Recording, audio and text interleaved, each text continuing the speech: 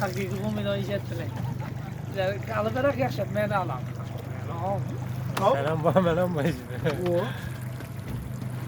Ne var bu atına? Bu atı alçaklar altta şişan. Geç bu atımızın ha.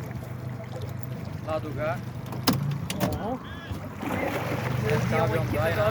Burası var.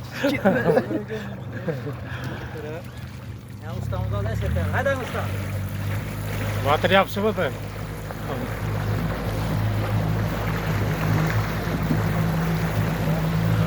Gitti yine onda kalan ha.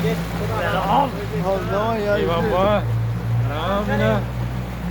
Hadi bakı.